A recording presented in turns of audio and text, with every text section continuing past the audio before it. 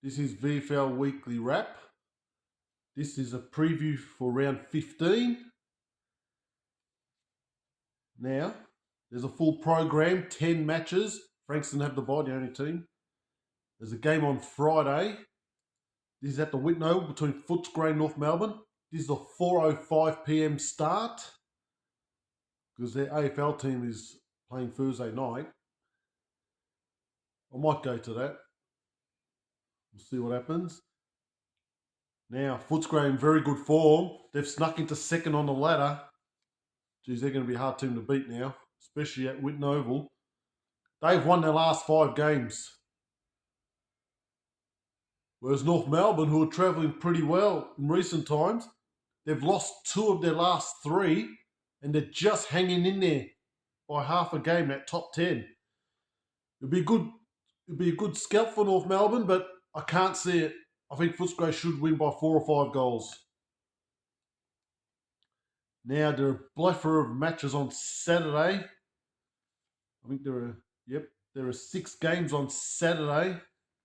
They're all basically at the same time, so I can't double up.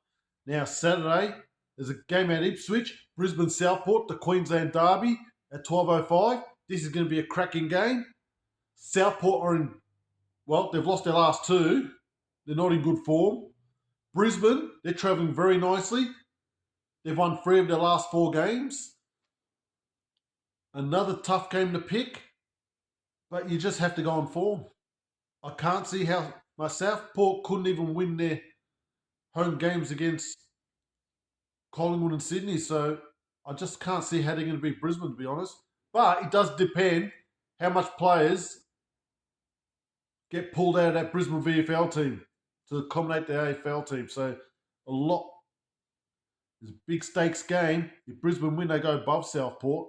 I think they'll win, but it will be a close game. The game I'm going to, Chirnside Park, Saturday afternoon, 12:05 p.m. Werribee and Greater Western Sydney, the Giants. Well, GWS got them there last year in a high-scoring, entertaining game. Well, Werribee are in bad form. Well, there's reasons for that.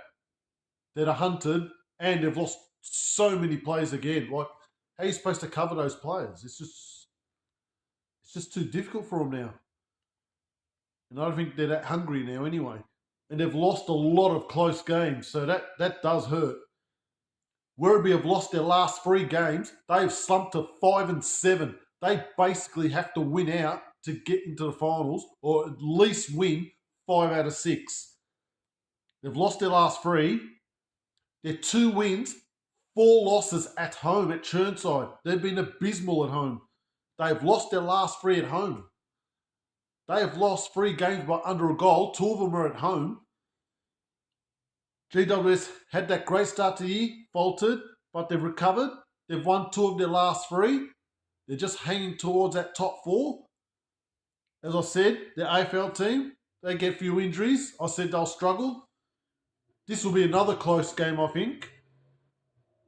I think Werribee come off the bye. I just think they're in bad form, Werribee. I think GWS will have too much run for them, but this will be a very close game, I think. But I hope I get proven wrong. Werribee have to win this. Now, Sydney against Northern Bull Ants at 1:05.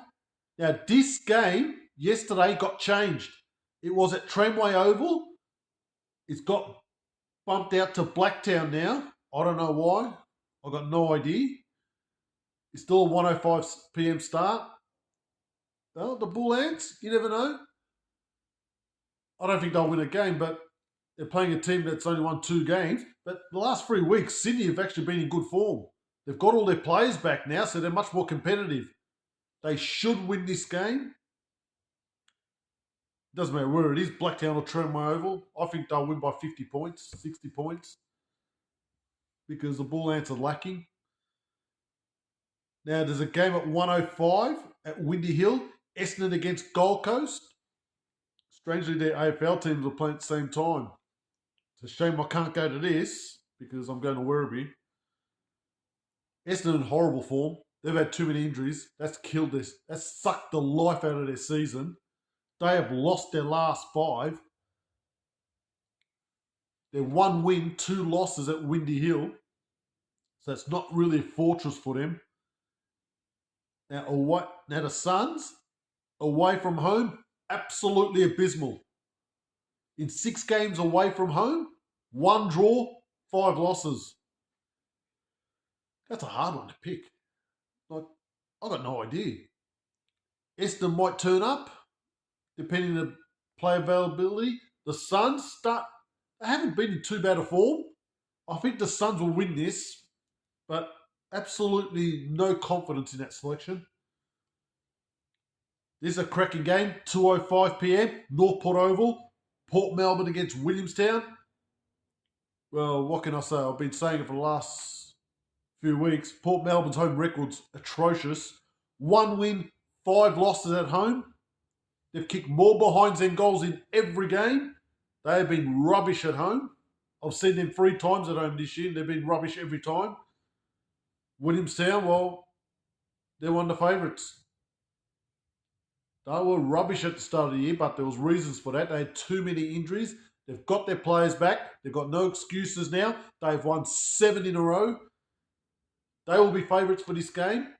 I'm going to tip Williamstown, but don't be surprised if Port Melbourne get them. This is the sort of game that Port Melbourne will be up for.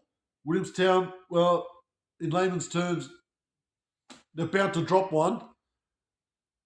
Port Melbourne smashed them there last year in their 150th anniversary game. Mate, this will be a good game.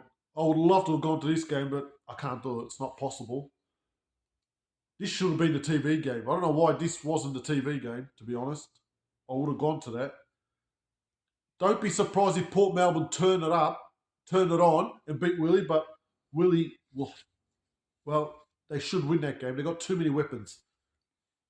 Saturday night, I'll try to get to this one. Princes Park, the TV game. Collingwood Carlton at 7:10 p.m.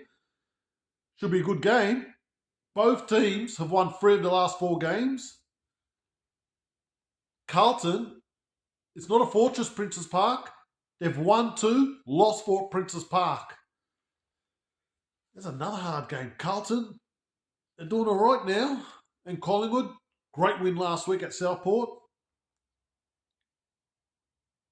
Because the AFL teams are playing Friday night, so they might show up for this game. It should be a good crowd there, actually. I expect Collingwood to win this, but this could go either way. I don't expect it to be a high-scoring game. Now, there are 3 games on Sunday. Cardinia Park, Richmond Geelong at 12:05. This is actually a Richmond home game because they haven't got a home ground, so they're playing at Geelong. Richmond are in good form, battling on nicely. They've won 4 of their last 5 games. Geelong at Cardinia Park, mixed bag, 3 wins, 3 losses. Richmond are in better form, but Geelong are difficult over there. They've had the week off. Richmond just have to keep winning because their percentage is poor. It's still under 100%, so they're hanging on. It's a massive game. I think Geelong can get them. I think Geelong will upset them, but this will be another close game. Now, at 2:05 p.m, Box Hill City Oval, the ladder leaders, Box Hill against Sandringham at 2:05. Box Hill have won their last 3. They're 3 wins and 1 loss at Box Hill City Oval. Sandringham, winless in their last 8. That includes the last 4 games have been losses. They had that 1 draw. They've won 1 game for the year. They've been in so many games. They just can't win. They just can't get over the line for some reason. I don't expect them to trouble Box Hill at all. Box Hill should win this by 10 goals plus. Easily. But Sandy's only win was at the Whitten Oval against Footscray. Was at that game. If conditions are like that and they play anything with that tenacity, they're a chance. But Box Hill, very good side. They're complete. They've got good VFL players. on top of the AFL players that can't get a game for Hawthorn. They're the premiership favourites. Last game, this is a mini elimination final. Casey against Coburg. That's at Casey Fields, 2:35 p.m. I don't agree with the start time. The game will probably finish at 5:30. It'll be dark by then. Especially way out in Casey. It's going to be a cold, miserable, overcast, ugly day. And they're playing at 2:30. Why not start at 12? Anyway, Casey, 2 wins, 2 losses, and a draw at Casey Fields. Coburg, they've lost 3 of the last 4 games. They were terrible last week against Frankston at home. But Coburg have actually been all right away from home. 3 wins, 3 losses away from home. They've been competitive.